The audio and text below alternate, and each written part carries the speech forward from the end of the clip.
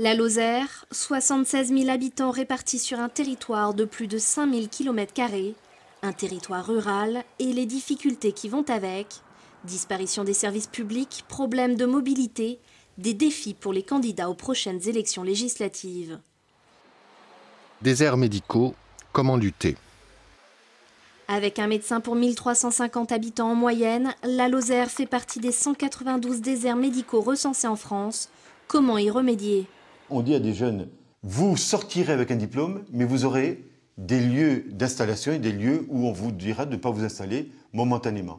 Des médecins généralistes urgentistes qui pourraient être salariés de l'hôpital Lozère et qui agiraient sur les zones blanches médicales. Zone blanche, des solutions? Les déserts numériques, ce sont ces zones où les connexions au réseau téléphonique et Internet restent difficiles, voire inexistantes. Pourtant, des solutions existent pour lutter contre ces zones blanches. C'est à l'État d'investir à la fois dans le numérique et dans la téléphonie sur les départements ruraux. Vous avez des multinationales comme Orange, Bouygues ou SFR qui distribuent des dividendes à leurs actionnaires pendant que les Lozériens, avec leurs impôts, sont obligés de payer la fibre optique. Je crois que là, il est temps de rétablir ce qu'on appelle la solidarité territoriale. Favoriser la mobilité. En Lozère, comme dans tout territoire rural, se déplacer est une vraie préoccupation lorsque l'on n'est pas motorisé. Une difficulté en particulier pour les enfants et les personnes âgées. Alors comment agir? Pour moi, la solution serait de remettre un système de bus avec des horaires qui soient quand même beaucoup plus abordables. Il y a des autobus qui sont financés par le conseil départemental qui transportent les enfants. On pourrait très bien imaginer qu'ils puissent aussi transporter des adultes. Ça peut être le transport à la demande.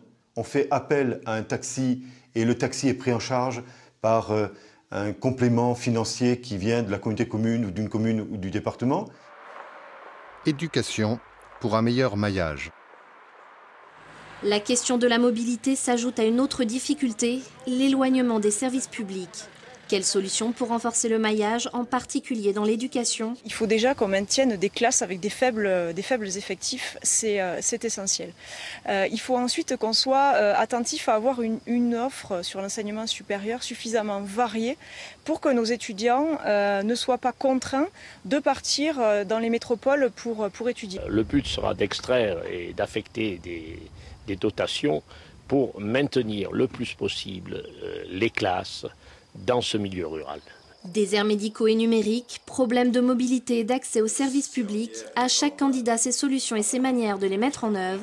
Vous avez jusqu'au 11 juin pour faire votre choix.